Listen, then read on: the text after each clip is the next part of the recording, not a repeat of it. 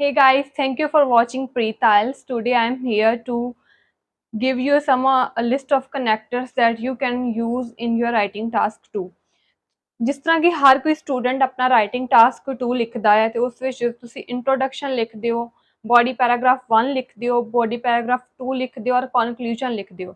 ਜਦੋਂ ਤੁਸੀਂ ਚਾਰੋਂ ਦੇ ਚਾਰੋਂ ਆਪਣੇ ਪੈਰਾਗ੍ਰਾਫ ਬਣਾਉਂਦੇ ਹੋ ਤੇ ਉਹਨਾਂ ਨੂੰ ਸਟਾਰਟ ਕਰਨ ਲਈ ਕੁਝ ਨਾ ਤੁਹਾਡੇ ਕਨੈਕਟਰਸ ਜਿਹੜੇ ਨੇ ਉਹ ਤੁਸੀਂ ਲਗਾਉਂਦੇ ਹੋ ਔਰ ਹਮੇਸ਼ਾ ਕਨੈਕਟਰਸ ਜਿਹੜੇ ਆ ਉਹ ਸੂਟੇਬਲ ਹੋਣੇ ਚਾਹੀਦੇ। ਇਹ ਨਹੀਂ ਕਿ ਜੋ ਤੁਸੀਂ ਪਿੱਛੇ ਇੰਟਰੋਡਕਸ਼ਨ 'ਚ ਯੂਜ਼ ਕੀਤਾ ਉਹੀ ਤੁਸੀਂ BP1 'ਚ ਯੂਜ਼ ਕਰ ਸਕਦੇ ਹੋ, BP2 'ਚ ਉਹੀ ਕਨੈਕਟਰ ਯੂਜ਼ ਕਰਦੇ ਹੋ।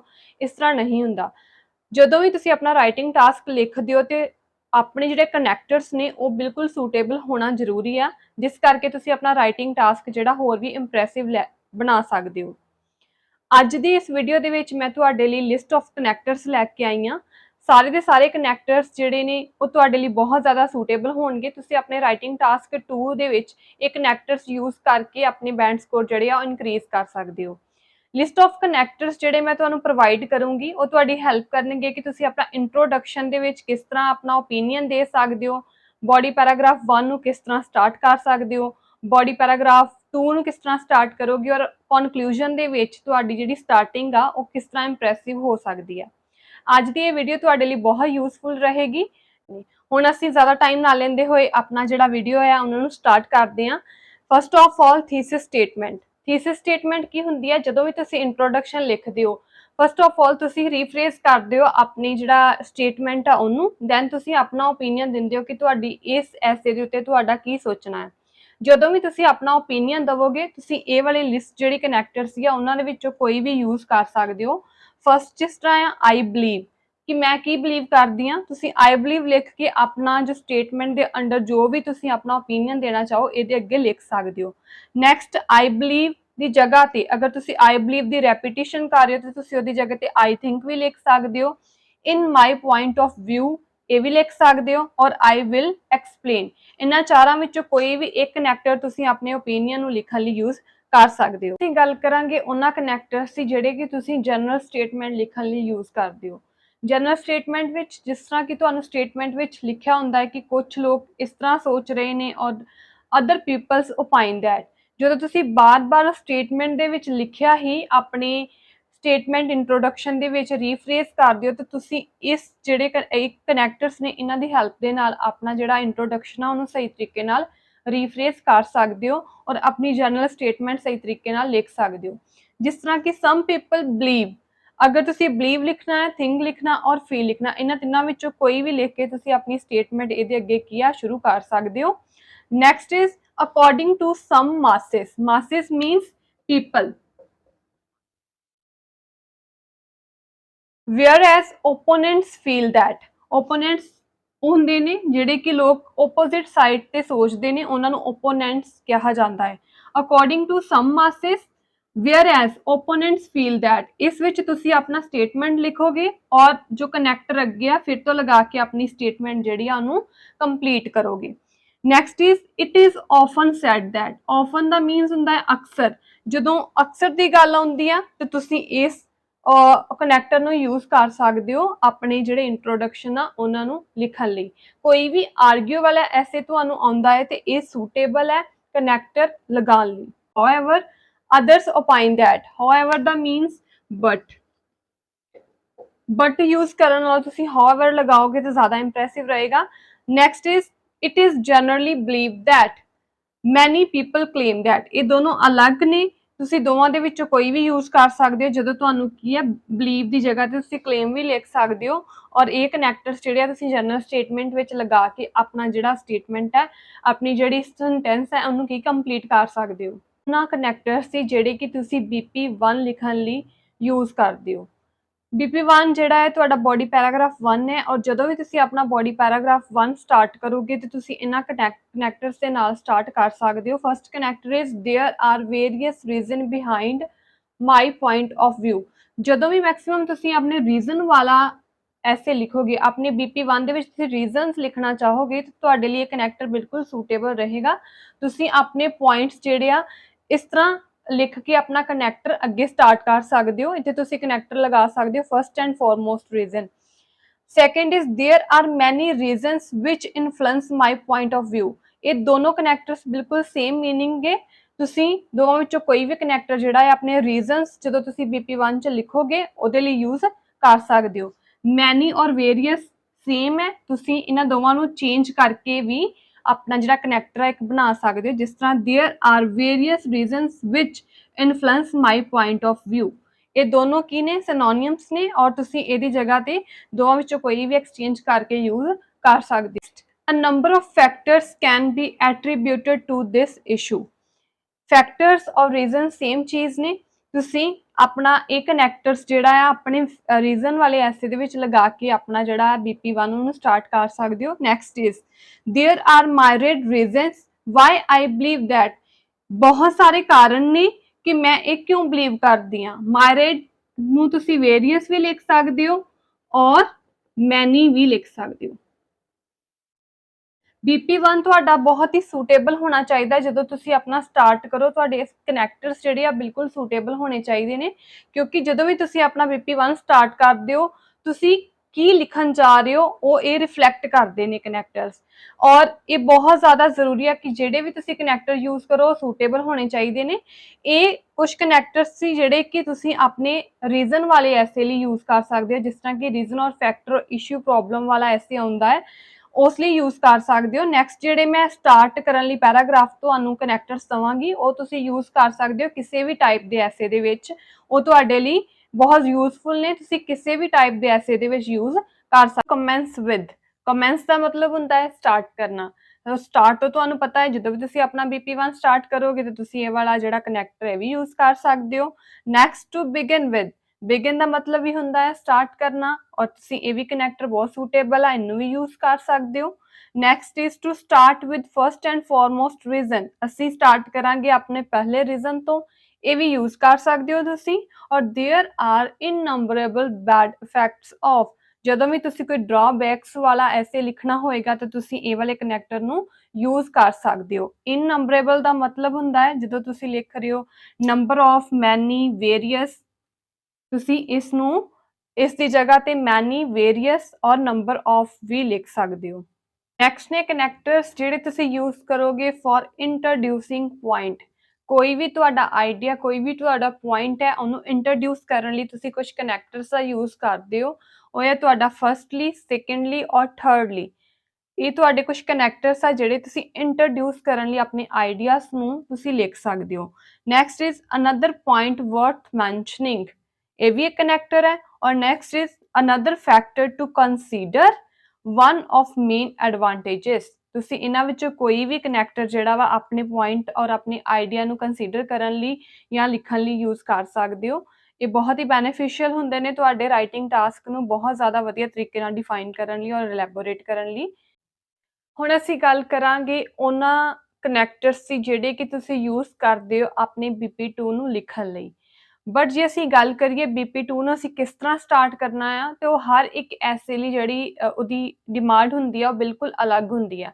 ਅਗਰ ਤੁਸੀਂ ਬਿਲਕੁਲ ਅਗਰੀ ਤੇ ਐਸੇ ਲਿਖ ਰਹੇ ਹੋ ਔਰ ਆਪਣਾ BP2 ਸਟਾਰਟ ਕਰਨ ਜਾ ਰਹੇ ਹੋ ਤਾਂ ਤੁਸੀਂ ਹਮੇਸ਼ਾ ਕਨੈਕਟਰਸ ਯੂਜ਼ ਕਰ ਸਕਦੇ ਹੋ ਫਰਦਰਮੋਰ ਔਰ moreover.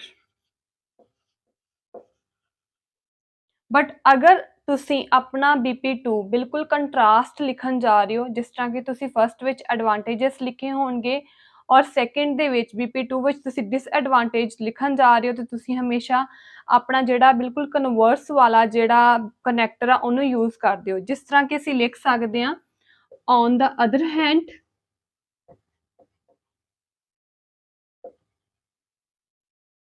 On the flip side,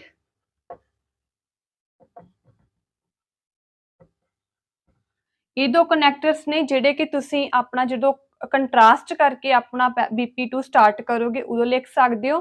ਔਰ ਇਹ ਦੋ ਕਨੈਕਟਰਸ ਨੇ ਜਿਹੜੇ ਤੁਸੀਂ ਲਿਖ ਸਕਦੇ ਹੋ ਫॉर ਜਦੋਂ ਤੁਹਾਡਾ ਬਿਲਕੁਲ ਸੇਮ ਆਈਡੀਆਜ਼ ਹੁੰਦੇ ਨੇ ਉਹਨਾਂ ਨੂੰ ਡਿਫਾਈਨ ਕਰਨ ਲਈ। ਔਰ ਇਹ ਬਿਲਕੁਲ ਜੋ ਤੁਸੀਂ ਆਪਣੇ ਜਿਹੜੇ ਲਿਖਣ ਜਾ ਰਹੇ ਹੋ BP2 ਔਰ ਉਹਦੇ ਵਿੱਚ ਤੁਹਾਡੇ ਆਈਡੀਆਜ਼ ਜਿਹੜੇ ਆ ਡਿਫਰੈਂਟ ਹੁੰਦੇ ਆ, ਤਾਂ ਤੁਸੀਂ ਇਹ ਵਾਲੇ ਦੋ ਜਿਹੜੇ ਆ ਕਨੈਕਟਰਸ ਉਹਨਾਂ ਨੂੰ ਯੂਜ਼ ਕਰ ਸਕਦੇ ਹੋ। ਕਨੈਕਟਰਸ ਦੀ ਜਿਨ੍ਹਾਂ ਨੂੰ ਤੁਸੀਂ ਯੂਜ਼ ਕਰਦੇ ਹੋ ਆਪਣੇ ਸਬ ਆਈਡੀਆਸ ਲਈ। ਸਬ ਆਈਡੀਆਸ ਕੀ ਹੁੰਦੇ ਨੇ? ਜਦੋਂ ਕਿ ਤੁਸੀਂ ਇੱਕ ਮੇਨ ਆਈਡੀਆ ਆਪਣਾ ਲਿਖ ਕੇ ਉਹਦੀ ਐਗਜ਼ਾਮਪਲ ਦੇ ਕੇ ਉਹਨੂੰ ਖਤਮ ਕਰਦੇ ਹੋ ਔਰ ਆਪਣਾ ਨੈਕਸਟ ਆਈਡੀਆ ਉਹਦੇ ਰਿਲੇਟਡ ਹੀ ਲਿਖਣ ਜਾ ਰਹੇ ਹੋ, ਤਦ ਤੁਸੀਂ ਇਹ ਵਾਲੇ ਕੁਝ ਕਨੈਕਟਰਸ ਆ ਉਹਨਾਂ ਨੂੰ ਯੂਜ਼ ਕਰ ਸਕਦੇ ਹੋ। ਮੀਨਸ ਤੁਹਾਡਾ ਜਿਹੜਾ ਆਈਡੀਆ ਉਹ ਬਿਲਕੁਲ ਸਿਮਿਲਰ ਹੋਣਾ ਚਾਹੀਦਾ, ਜੋ ਕਿ ਤੁਸੀਂ ਪ੍ਰੀਵੀਅਸ ਆਈਡੀਆ ਆਪਣਾ ਲਿਖਿਆ ਆ ਉਹਦੇ ਰਿਲੇਟਡ ਹੀ ਹੋਵੇ, ਤੇ ਤਦ ਤੁਸੀਂ ਇਹ ਵਾਲੇ ਕਨੈਕਟਰਸ ਜਿਹੜੇ ਆ ਯੂਜ਼ ਕਰੋਗੇ। First is furthermore, second is addition, next is additionally, meanwhile, besides, likewise, also, similarly, not only but also।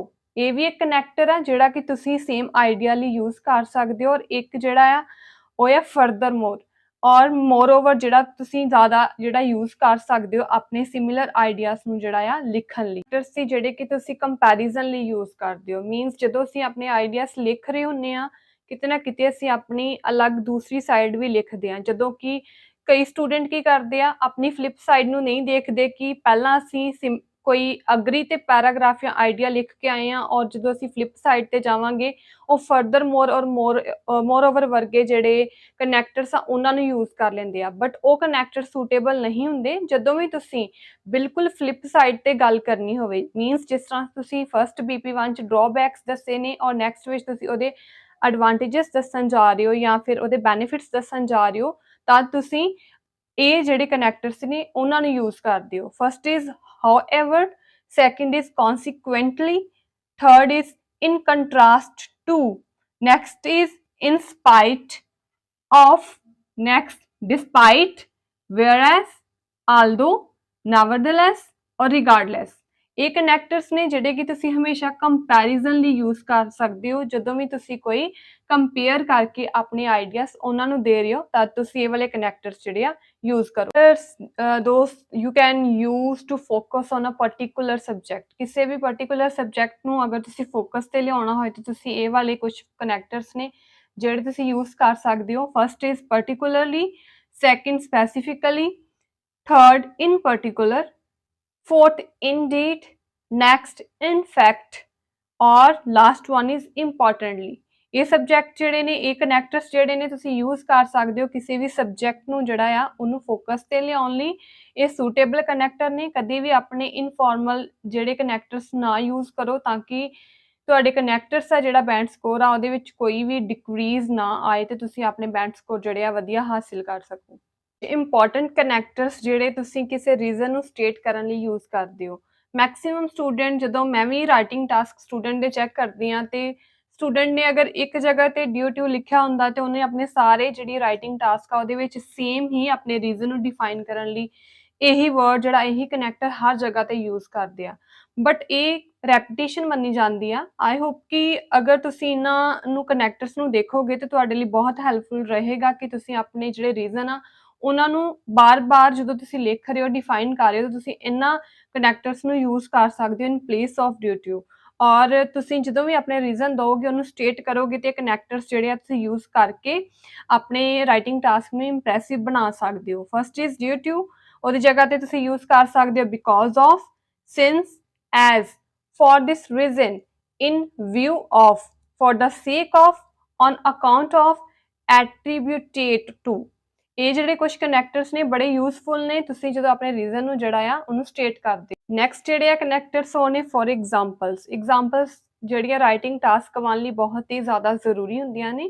ਜਦੋਂ ਵੀ ਤੁਸੀਂ ਐਗਜ਼ਾਮਪਲ ਦੋ, ਬਾਰ-ਬਾਰ ਫॉर ਐਗਜ਼ਾਮਪਲ ਲਿਖ ਕੇ ਆਪਣੀ ਐਗਜ਼ਾਮਪਲਸ ਨੂੰ ਨਾ ਸਟਾਰਟ ਕਰੋ। ਇਹ ਕੁਝ ਇੰਪ੍ਰੈਸਿਵ ਤੁਹਾਡੇ ਜਿਹੜੇ ਕਨੈਕਟਰਸ ਨੇ ਇਹਨਾਂ ਨੂੰ ਲਗਾ ਕੇ ਤੁਸੀਂ ਆਪਣੇ ਰਾਈਟਿੰਗ ਟਾਸਕ 2 ਵਿੱਚ ਐਗਜ਼ਾਮਪਲਸ ਜਿਹੜੀਆਂ ਨੇ ਪ੍ਰੋਪਰ ਦੇ ਸਕਦੇ ਹੋ। First is for instance, to illustrate, for illustration. ਇਹ ਚੀਜ਼ ਦਾ ਧਿਆਨ ਰੱਖੋ ਕਿ ਅਗਰ ਤੁਸੀਂ ਟੂ ਲਗਾਇਆ ਤੇ ਫਿਰ ਤੁਸੀਂ ਇਲਸਟ੍ਰੇਟ ਲਿਖੋਗੇ। ਅਗਰ ਤੁਸੀਂ ਫॉर ਇਲਸਟ੍ਰੇਸ਼ਨ ਲਿਖੋਗੇ ਤੇ ਮੀਨਸ ਤੁਹਾਡਾ ਇਹ ਸੇਮ ਨਹੀਂ ਹੋਣਾ ਚਾਹੀਦਾ। ਫॉर ਇਲਸਟ੍ਰੇਟ ਨਹੀਂ ਲਿਖ ਸਕਦੇ, ਫॉर ਇਲਸਟ੍ਰੇਸ਼ਨ ਹੀ ਲਿਖਾਂਗੇ।